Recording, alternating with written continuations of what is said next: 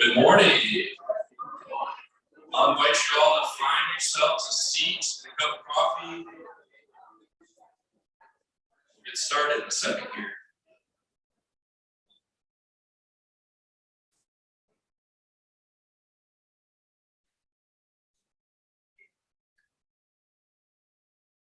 Well, I'm sorry, you have to hear me talk for like 2 hours today because I'm preaching right after this. So the double header is on. But I thought since you would have to hear me talking for that long, and since I would have to talk for that long, that we make it interesting. So the first thing up is talking about Gen Z, and the second thing up is the book of Revelation. So they're about as far apart as could be, or maybe not, depending on who you are. But let me pray for us, and then I'll throw out a question and get us started. Living God, for this day, we give you thanks for the beauty of summer, for the way that it encourages us to play and to travel, to see your world, to see our loved ones.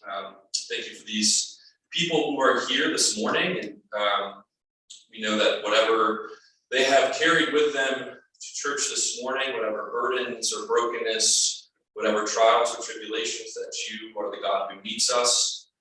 So I pray that you would meet them, and above all else, I pray that this morning we would find especially some empathy for the youth among us in our midst, in our city, in our congregation, in our families. Amen. Okay, so today we're going to be talking about Generation Z, or another phrase that we're going to talk about that they have been coined is iGen. And I'm sure you can hear from iGen, the iPod, all of the stuff that Apple has put out, and we're going to talk about technology quite a bit. Pastor Laura last week took you all on a lovely tour of cell phones and some of the issues there with just phones in general in our world. And I titled this "Living in Digital Babylon" for a reason. And we're going to get there. But first, I just want to ask you, when you think of Generation Z or iGen, this is people who have been born from 1999 to 2015. That's the age range. So when you hear iGen, when you think of your grandkids, or you think of the youth in our church, the relationships you have with them, their life experiences, how would you describe them? How would you describe the differences that you have from them, the similarities? How would you describe them? Why don't you take 20 seconds to talk to the person next to you, and then we'll come back. Go.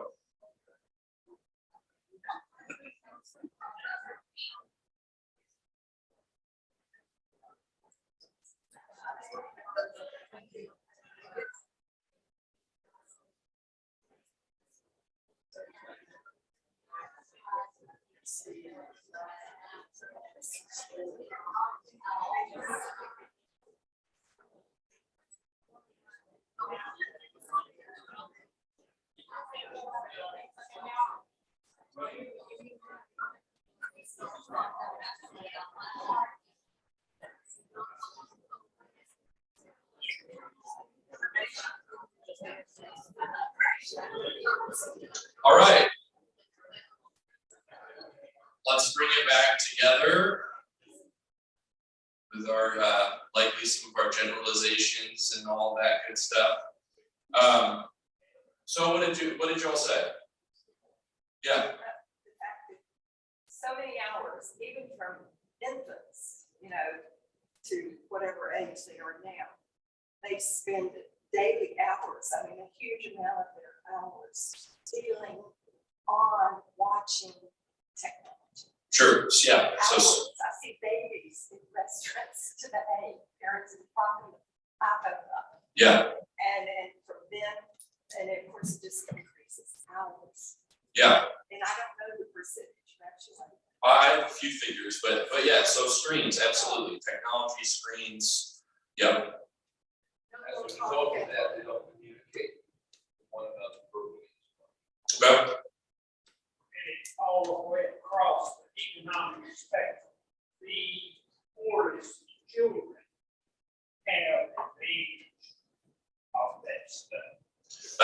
true. That is very true. We're going to talk about a mental health crisis that started in 2013 for young people, and that mental health crisis is not prejudicial toward class. It is across the board. Yes. Yeah. Thank you. The doctor protected the phone file. From folks. Okay. Yeah. So more screens, tablets, all that sort of stuff. I expected you to say that. So one thing I will challenge you in is that every generation has generalizations and stereotypes about other generations, and sometimes they're rooted in truth, and sometimes they're not. But the point of, I'll give you the hook right at the beginning. The point of this talk that I'm giving is for you to develop empathy and compassion for a generation that's experiencing the world much differently than you are. That's the ultimate goal that I have here is for you to see the world in their eyes, to walk in their shoes, not just prospectively or intellectually, but because you have kids, grandkids, great-grandkids, kids in the church that you see often. You interact with youth in some way and have some sort of say in the people they're becoming through your love. And it was Paul the Apostle in the letter of Philippians in the 2nd chapter who said that Christ did not consider equality with God something to be grasped, but became a human being. And that movement from the world of higher loves to becoming one of us, stepping into the shoes of a human being, the incarnation of Jesus, that perspective, Paul says to the Philippian church, you are to take upon that mind on yourself. And so I hope that movement will be something that we can all do for this generation. I'm going to throw a lot of statistics and stuff at you. You can stop me at any point if you have questions or you have thoughts. This is a little different format of a teaching in that it's not a Bible study. This is really more like sociological, psychological research. But I have found in doing youth ministry here for 5 years that stuff has really helped me to understand how these kids tick, what's going on in their lives. And you're actually getting the sort of thing that I do with our youth leaders every year in the fall before we start, so that they can understand who it is that they are serving and loving. So Gen Z or iGen, born between 1999 and 2015, just think with me for a second about the things that have happened in that period of time. In that 16-year span from 1999 to 2001, so you've got Y2K, you've got 9/11, you've got 2008, right? Global housing crisis, recession, world economy, and upheaval. You've got 2011 to 2013. 2013 was the moment that sociologists now are saying triggered a mental health crisis in young people that hadn't been seen in our nation's history before. It was also not coincidentally the year that Facebook bought Instagram and that the selfie was created, because the iPhone had its first self-facing camera in 2013. So we got 2011, 12, 13, which is also the years when social media became more of what it is now, which is algorithm based, which means that the algorithms that control what we click and what pops up on our screen are based on new data that Silicon Valley has put out about what makes us most emotional and especially what makes us most angry. So one of the things that, for example, Twitter does and has done in the last decade is the posts that are fed back in the feed are the ones that receive the most clicks and retweets. And those are often the ones that are the most inflammatory, which means that the conversation on Twitter, let's say about something like politics, is being controlled by the most extreme 7% on the left and the right. So people are reacting to things that aren't really based in, some in the middle, some in the middle. It's the extremes. And that's controlling the conversation. So when we say we're polarized, part of the reason we're polarized is that these algorithms the people who create these algorithms, by the way, are the people that used to go and be brain surgeons and doctors, and now some of the smartest people who come out of Ivy League schools, they go and they work in the tech world and they work in Silicon Valley. And I'm not bashing them, they do great things as well, but I think this was one of those things where the cart was put way before the horse, and they didn't realize exactly what they were doing. And so much of what the world of Gen Z is, we don't even yet fully know. We are in the infancy of what phones and screens do to the human brain. We are in the infancy of understanding, neurologically speaking, what these devices really do long term to the way that we connect with one another, to the way that even our brains are formed. One sociologist that I really like, his name is Jonathan Haidt, and he's got a think group, and he's now putting all of his work into understanding social media better.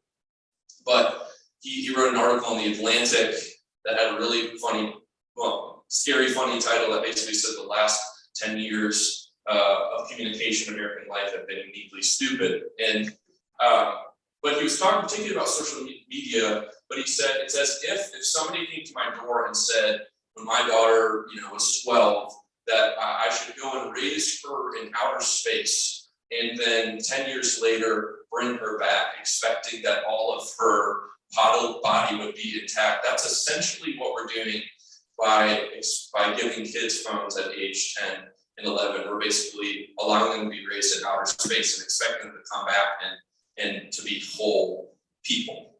And he's actually a huge advocate for a screen age, like a drinking age. And he thinks that it should be 16 for social media, not for having a phone, but for social media in particular, that companies like TikTok and Snapchat should not be allowed in the hands or in the eyes of young people until they are 16 years old, much like in the United States, right? The drinking age, what used to be at one time 18. And the reason why it moved to 21 was that there were a lot of car accidents happening of 18-year-olds who were driving under the influence. And so it was thought, you know what?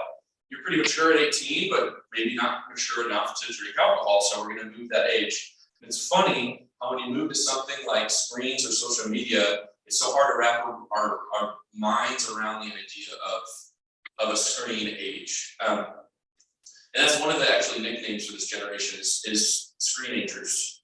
They have something called nomophobia, which is the anxiety of being away from their phone.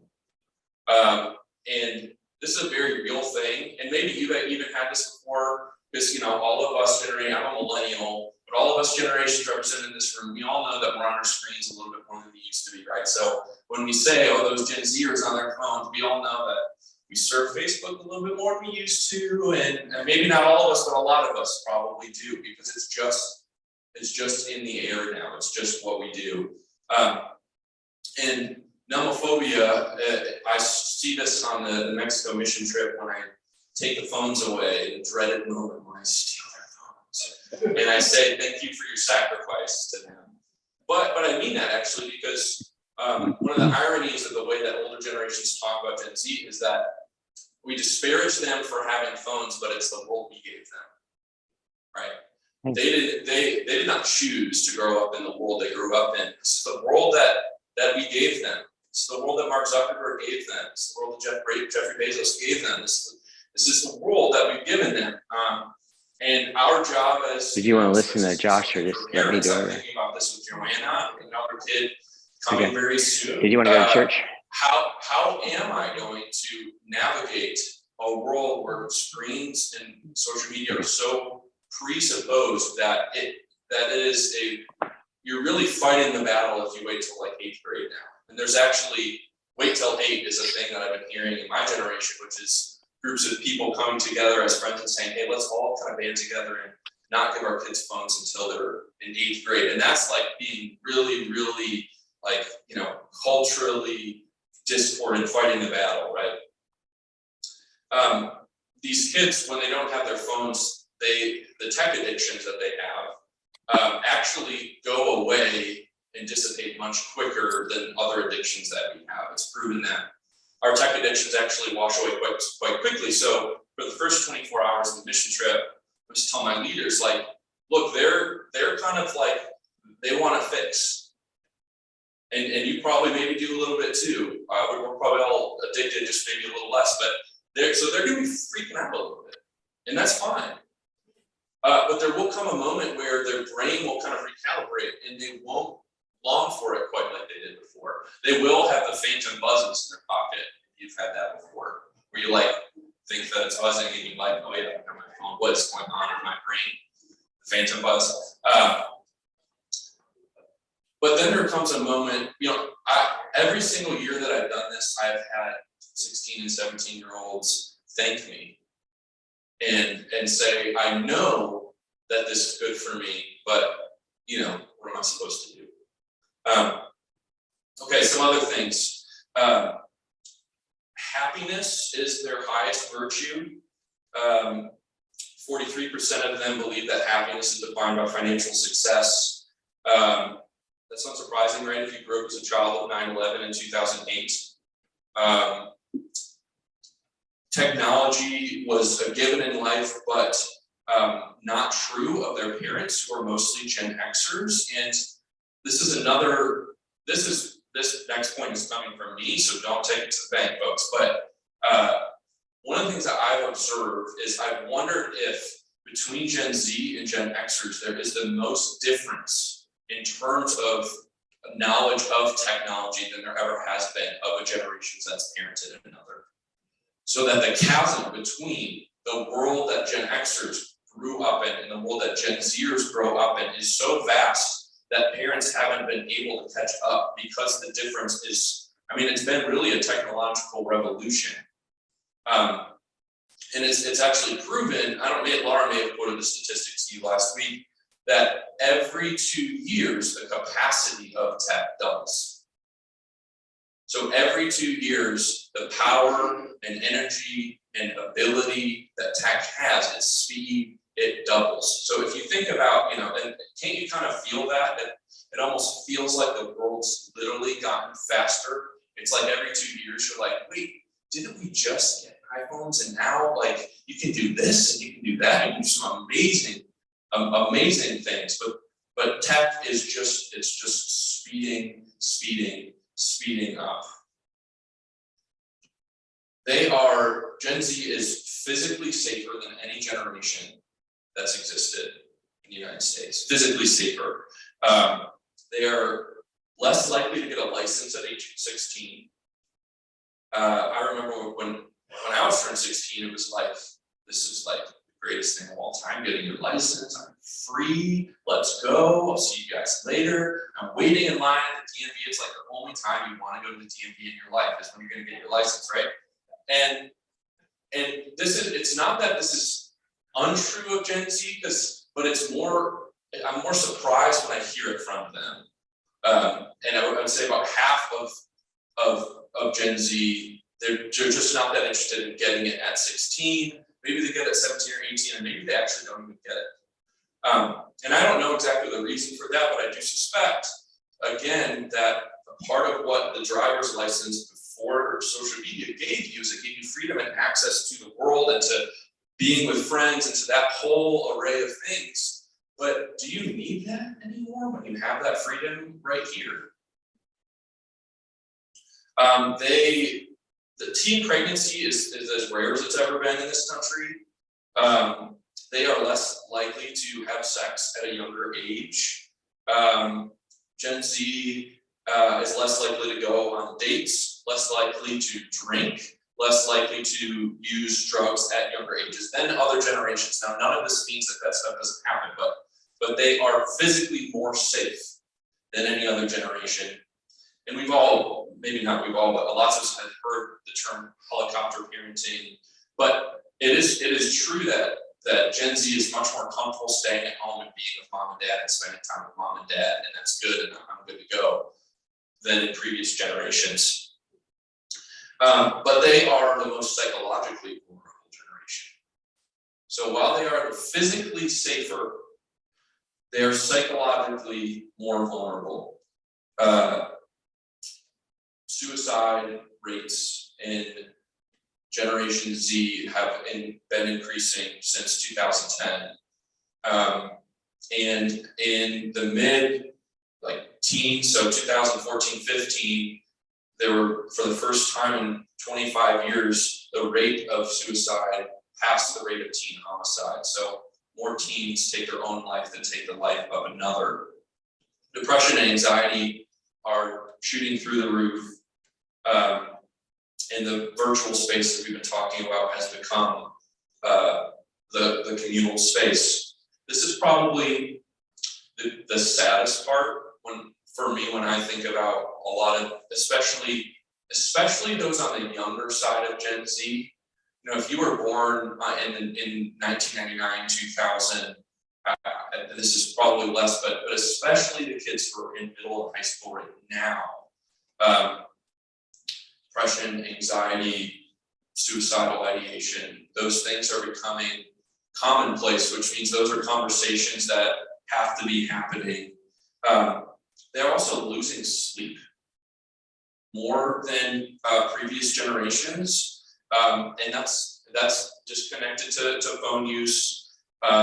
We had Jennifer Hudson come, who's a pediatrician here in town, some of you may know, and she came and she spoke to our youth and parents in the spring about post-COVID young people, patients that she saw. And what she said was she saw these young people that were coming in who it's as if they didn't know who they were anymore. And her first question that she always asks them is, are you on your phone before bed? For how long? How many hours of sleep are you getting at night? And it was very, very commonplace for them to say, I am, and sometimes I'll just be on my phone and realize at 6 a.m. that I've just been on my phone all night. Now, we've all had periods of time where we've not slept, and we know what happens when you don't sleep. You don't sleep, then you don't exercise, then you don't eat, and the things just kind of pile up. But they're losing sleep, and they also they take sleeping pills a lot more. Very commonplace for a 15-year-old to pop a melatonin before bed. Now, melatonin's right, it's not ambient, it's not that big of a deal, but it is just interesting to observe that that's something that happens. They have a post-Christian worldview as a generation. This is where all of this stuff kind of hits the world of religion. So the percentage of biblical worldview decreases in every generation, has been decreasing in every generation. The amount that folks go to church and practice Christianity is decreasing within every single generation. So it's not as if sometimes I hear older folks comment on my generation of Gen Z as if like, man, you guys are just kind of godless and I don't know what happened. But that's happening sociologically in every generation alive right now. What's a little different about Gen Z is the percentage of atheists has increased much larger. Those who would say I'm agnostic or I'm atheist has increased far beyond the previous generations. Josh, Yeah. you have a statistic on how many kids grow up with a two-parent household? I don't know that. No, I don't. I'm sure they are out there, but I don't have that. But certainly that would affect things. Yeah. They have this generation has a sense of chaos and unsafety when they look at the world. So I'm going to use two references here that maybe none of you will get, but maybe you will. Well, some of you will get. So millennials, the stories that they like the books that I grew up reading and still really love and want to share with Joanna, one in particular is Harry Potter. And it's this sort of story about good versus evil, but in the end, good basically prevails. That's the art, the narrative, and that whole series is sort of a loose allegory on Christianity, and in the end, good prevails. But for Gen Z, it's something a little more dystopian. It's Hunger Games, and it's Divergent, and Hunger Games is the story of a world where every year there are 12 different districts, and every year you have to send 2 children from each district to go and fight to the death as a way of appeasing, but essentially Those are who of the highest class. And that came out when I was in high school, but that idea of a world that feels sort of that unsafe, and Divergent is just like the world is chaos and what's going to happen. You know, I've told you 99 to 2015, and just at the end of that is 2016, and just after that is 2020, and just after that is 2022 and war in Ukraine. So these kids have been born into nothing other than global threat, economic instability, political instability. Now, it would be an interesting conversation for us to talk about when y'all grew up, whichever generation you're in here, to say, well, I felt like the world may have felt that way to you as well. I'm not saying that the world, I don't know whether I think or not whether the world is crazier now than it was back then. I think that's something debatable. What's different is the way we have access to how crazy the world is. You can now receive news of terrible things happening across the world at a little buzz in your pocket. And our brains were only meant to comprehend the suffering of a village, right? So you think of a village of 50 people, and you can kind of comprehend the sort of things that would happen in human life, the loss, the difficulties of life in that amount of people, maybe the amount of people in a big extended family. But now we receive the news of active shooters and of hurricanes and earthquakes, and it's become, to be informed is to be now a good global citizen, which means we must know and have access to all of this. And there's sort of two responses. Like, one is terror and anxiety, and I can't believe the world is this way, and then the other is guilt that you're not doing it. Those are sort of the two things I feel, I think, when I see what's happening. Like, gosh, there's so much happening, what could I ever do? Yeah, Ann. So we're baby boomers, and when we grew up, we were taught to get under our desks. Yeah. Because of the threat of a nuclear bomb. It's a Cuban Missile Crisis. I remember going to the kitchen and figuring out, because it was mom shelter thing built. Right. Churches, mom shelter. And I went to the kitchen thinking, oh gosh, how am I gonna get water, you know, stored up for whatever Yeah. happens? So Physically less safe, psychologically more safe for your generation. And the reverse for Gen Z. They're physically more safe and they're psychologically more vulnerable. But yeah, that's true. The world's never been an easy place to live in. If you study history, that's what you discover. That's what we're going to talk about. Chapter 2 of today's Josh Talking Too Much is in the book of Revelation, and understanding how in the first century world, the world was wild and crazy. Okay, let's keep going a little bit. So here's a few just interesting statistics. The world, I wonder if this is true of everyone now, whether we feel or perceive the world to be more threatening than it is. In 1971, 80% of third graders walked to school. What would you think it is now? 0, 1. It's 9. You still got a few walking to school, but it's 9%. Scientism is an assumed worldview for this generation, which is to say that what is true in reality is what can be perceived with one's senses. And the scientific method is the best way to tease out whether things are true and based in reality or not. Now, I don't think that that's not a negative thing. It's just a part of the general worldview that they have. And you can see how, if scientism is sort of the way through which you see the world, where there could be some issues and where that cross intersects with faith. And we'll get to those questions that they have. They have a love-hate relationship with the church. 3 out of 10 of non-Christian teens say that their issue is either the problem of evil. Why do bad things happen to good people? I'm sure many of you, if you could ask Jesus one question, that might be in your top 3, right? Why do bad things happen? And the other is the relationship between science and faith. That feels like a barrier. What's interesting is in the history of the church, you know, the church had for a long time, the scientific discovery in the world of the quest for moral knowledge, that those things were kind of one, especially in the medieval world, that was the case. It's interesting what's happened in our country since, you know, the early 20th century, and now even today, there still seems to be this heated debate between science and religion, as if you have to pick one, and those wars are still waged in schools, not school boards and in hallways. But our young people feel that very much. They want to know, how can I hold my scientific worldview together with a world of faith? 1/4 of Gen Z believe that the Bible and science can be complementary. So 1/4 of their generation feels that they can be. And Gen Z, young men are less religious and less academic. So I don't know if y'all have heard this, but more women go to college or in college now than men.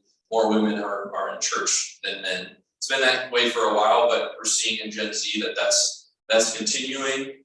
And that's just an observation, but it is to say that that young men in their generation are also faltering in terms of academics and a life of faith. I'll ask you first, what percentage would you give to how many Gen X parents have talked to their kids about technology and phones and some of the issues there? What would you guess?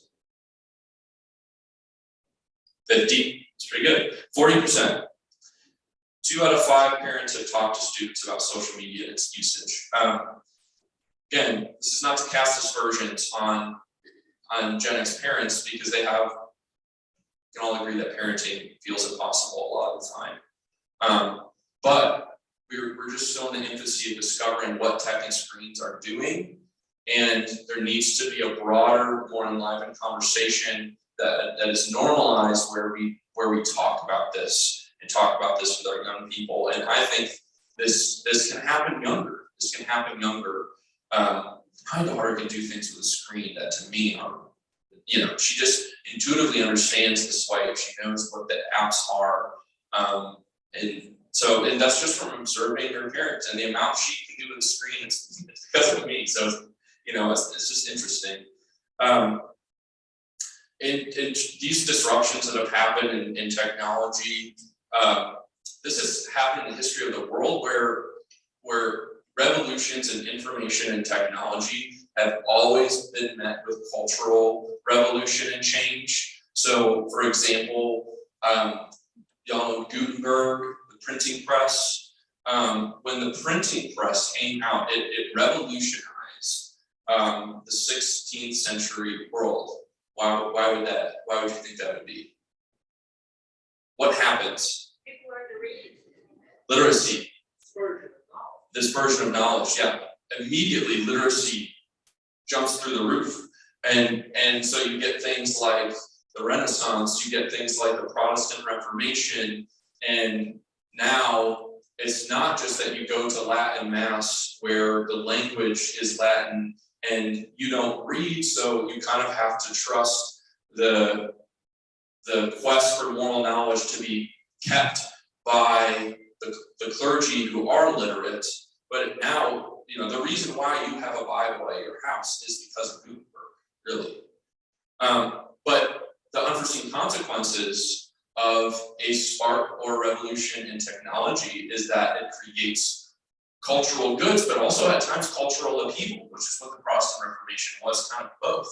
And it should be unsurprising that things like Black Lives Matter, that political polarization, that these sorts of things are coming on the heels of a revolution in technology. Because technology, when it has changed vastly, it has always meant cultural change has always followed afterwards, and that hasn't always been neat and easy. And religious change has always followed technological shifts.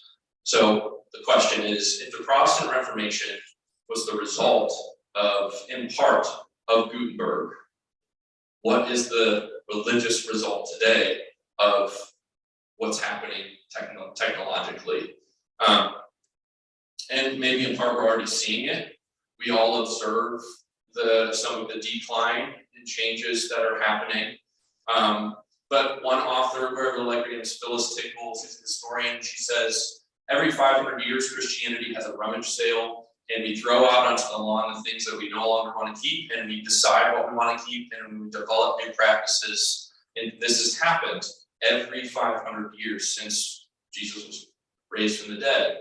1,500 years after Jesus was raised from the dead, 500s was the Protestant Reformation. Before that was the Great Schism. Before that was the great debates in the church over how to articulate who God is. And before that, a Jew from a small farm town in Galilee was crucified by the Roman state and rose again on the third day and sparked a new religion out of Judaism.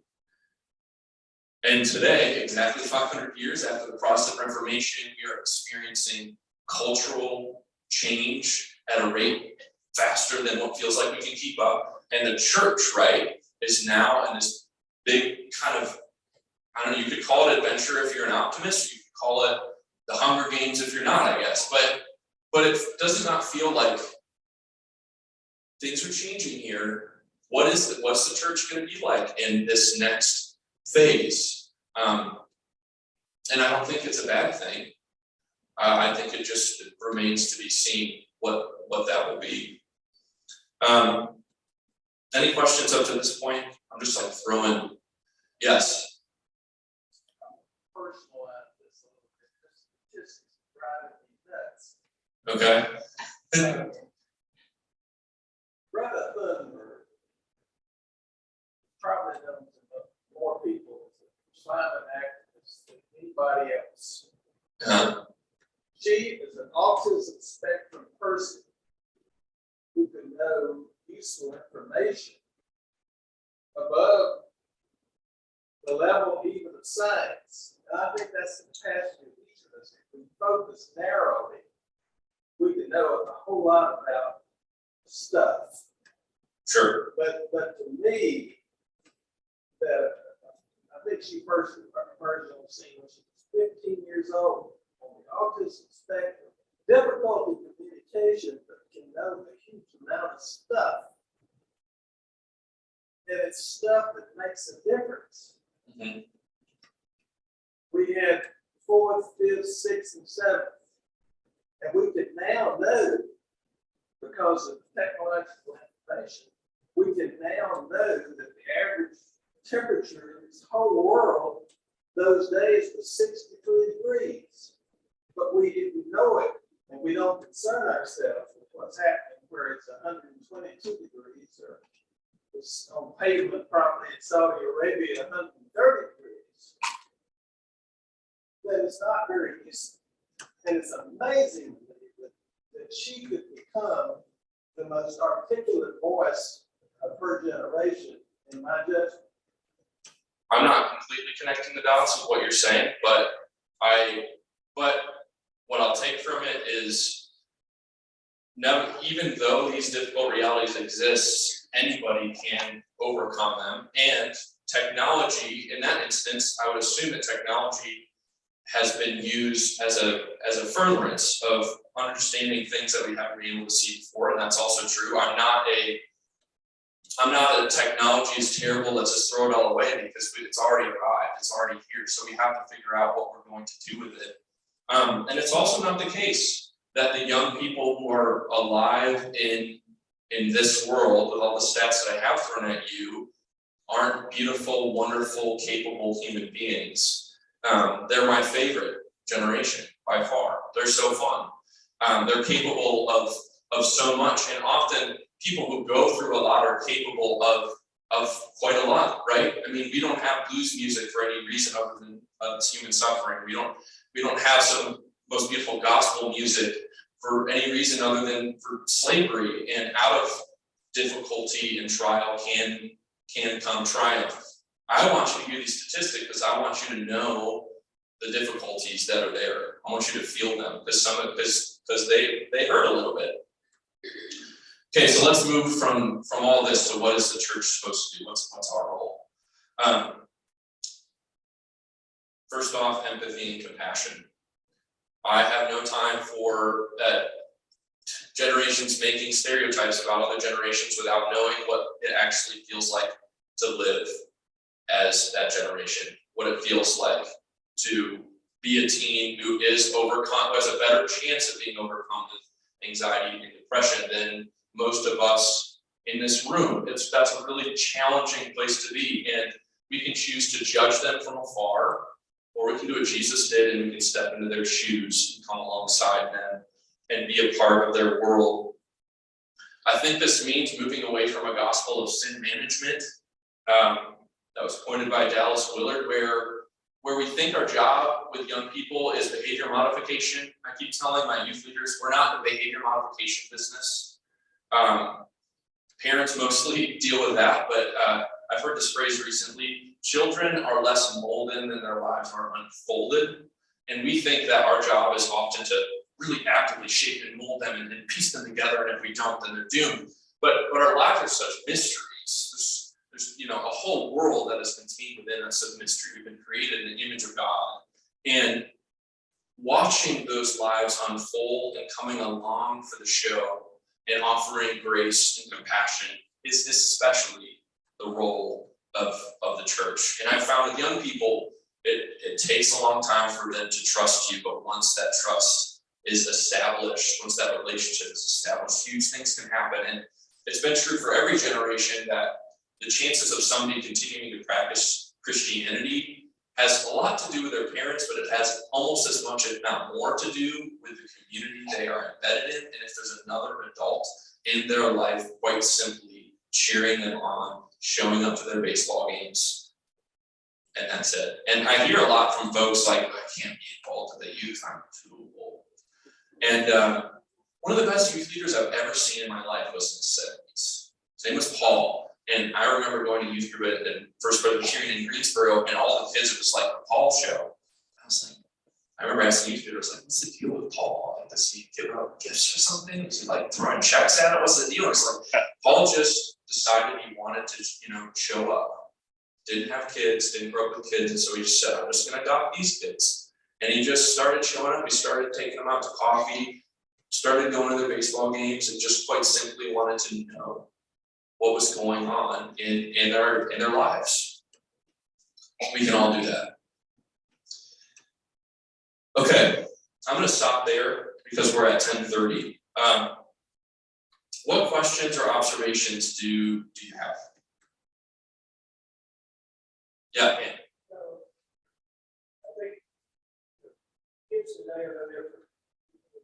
We're all the same. I think our hardest struggle is learning to like who we are, to value who we are. It's always a struggle, and it's greater now because we're constantly bombarded with we're not good enough. What you're wearing is not what you need to wear. Like how you look is not the way you need to look. I think we've all wanted to be something a little different than who we are. And I think the struggle is greater now than it's probably any time. Because the influx of all the social media. That's right, yeah. Then, Change is never. Always changes.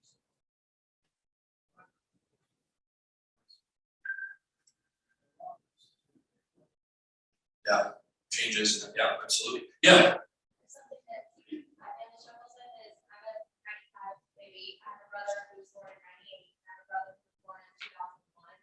Difference in faith and I grew up in a Presbyterian household, and my parents love the Lord, but they're not, heavy-handed with us in that sense. But the difference in, if you were talking about faith in the 2001 brother, is so different than my brother and I, who were 95 and 98.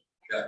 Mine and my parents struggle with that, of trying to encourage him to go to church and to love the Lord and talk to God, and he just has so much less of an interest Yeah. than my other brother, and if they're only 3 years apart, but it feels like such a chasm. So that's something that we go through in our family, of how to not be heavy-handed, but to bring that generation into the church.